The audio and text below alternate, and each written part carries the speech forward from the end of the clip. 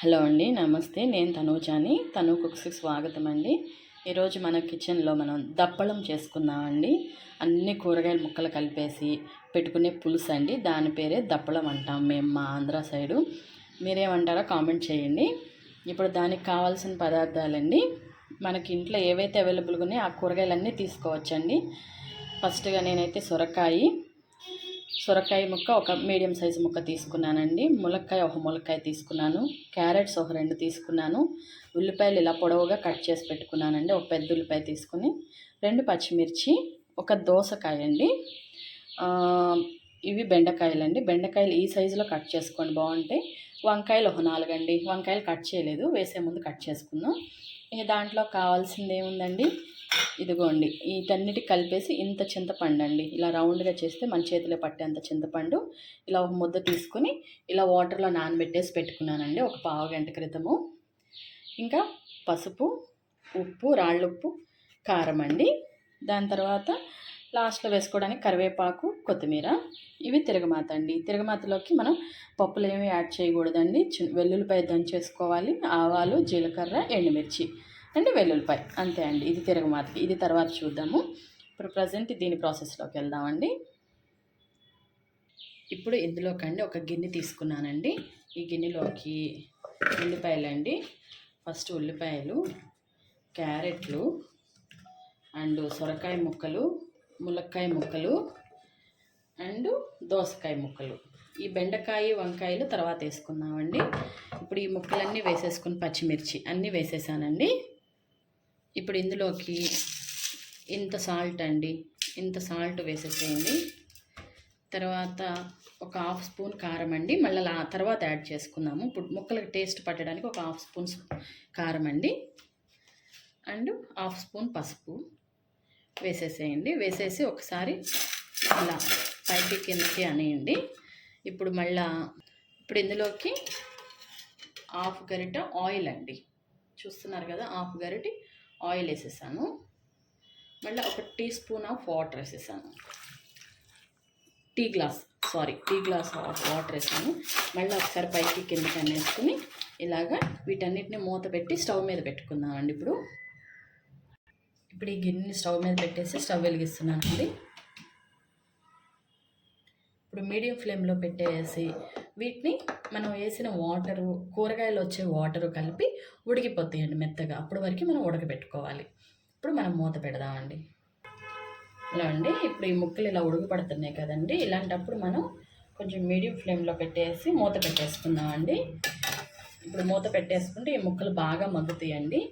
ఈ పులుసు దగ్గర ఒక 20 మినిట్స్ అన్నా పడుతుందండి. మనం ఇది పెట్టేసి ఏదైనా వేరే పని కూడా చేసుకోవచ్చు.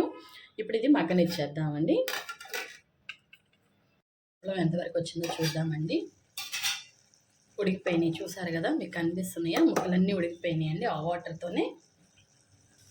ఇప్పుడు ఇందులోకి మనం కట్ చేసి ఇందాక చూపించిన మీకు బెండకాయలు, వంకాయలు వేసేస్తున్నానండి.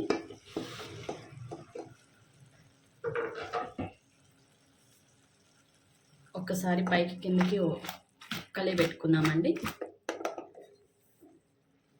ఒక 2 మినిట్స్ మళ్ళీ మూత పెట్టుకుందామండి. ఇప్పుడు కొంచెం ఫ్లేమ్ పెంచుదామండి. ముక్కలన్నీ ఉడికిపోయినాయి కదా, మనం ఇంతకుముందు వేసుకున్న ముక్కలన్నీ ఇప్పుడు కొంచెం పెంచుదాము. ఎందుకంటే వంకాయలు, బెండకాయలు అంతేమీ ఉడకక్కర్లేదండి, మనకు పులుసులో ఉడికిపోతాయి. ఇప్పుడు మనం చూద్దామండి.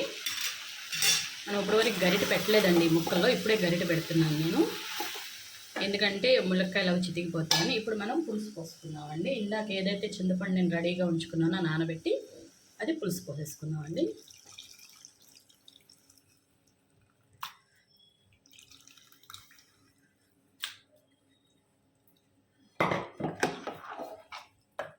పులుపు చూసుకుని తర్వాత పోసుకుందామండి. కొన్ని వాటర్ అయితే యాడ్ చేద్దాం, నార్మల్ వాటర్ అయితే.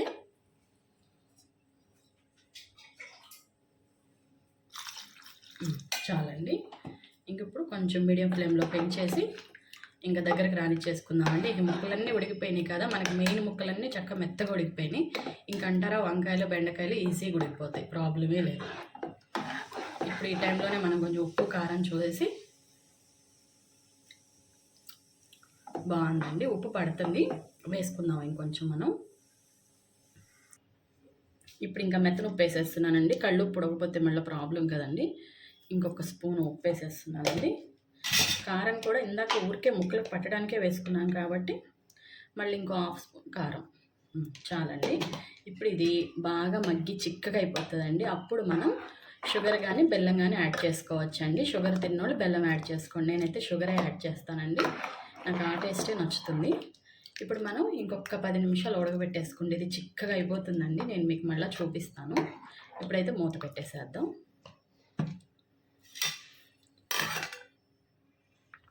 హలో అండి, ఇప్పుడు మన పులుసు ఉడుకుతూ ఉంది కదండి. చూసారు కదా, బెండకాయ కూడా మెత్తబడిపోయిందండి. ఇంకా ఒక 5 నిమిషాలు టైం పడుతుందిలేండి. ఇప్పుడు మనం కట్ చేసి పెట్టుకున్న కొత్తిమీర, ఇది కూడా పులుసులో ఉడుకుతుంది చక్కగా. ఒక ఫుల్ స్పూన్ ఆఫ్ షుగర్ అండి వేసేసాను. ఇంక ఇవన్నీ కూడా మళ్ళీ ఒకసారి కలిపేసి మూత పెట్టేసుకుందామండి. మళ్ళీ ఇంకో 5-10 మినిట్స్ పడుతుందండి. ఇప్పుడు మూత పెట్టేస్తాను. హలో అండి, ఇప్పుడు మన పులుసు ఎంతవరకు వచ్చిందో చూద్దాము. ఉడికిపోయినాయండి.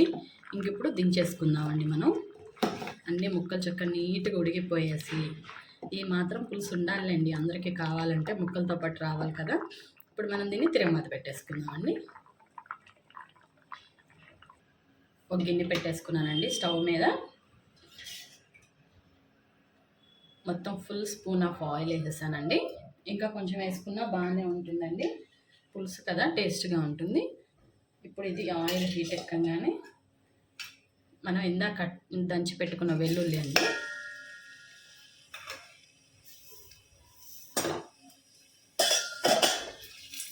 వెల్లుల్లిని కొంచెం వేగనిద్దామండి.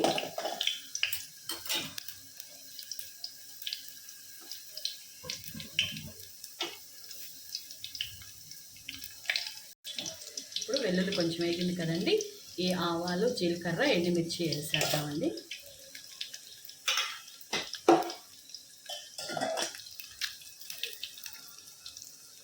ఇవి కూడా కొంచెం నూనెలో వేగనిద్దామండి.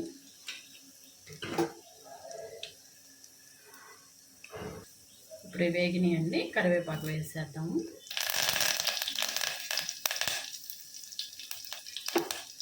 ఇప్పుడు మనం రెడీగా ఉంచిన పులుసు కూడా ఇందులోకి వేసేసుకుందామండి. స్టవ్ ఆపేసానండి నేను. ఇప్పుడు ఇందులోకి వేసేస్తున్నానండి.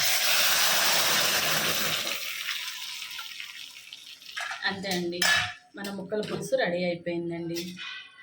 మీకు నచ్చితే కనుక థ్యాంక్ యూ ఫర్ వాచింగ్ అండి. ఫస్ట్ అసలు మీ అందరికీ ఇంత ఓపికగా చూసినందుకు నా వీడియో నచ్చితే కనుక కామెంట్ చేయండి, సబ్స్క్రైబ్ చేసుకోండి, లైక్ చేయండి.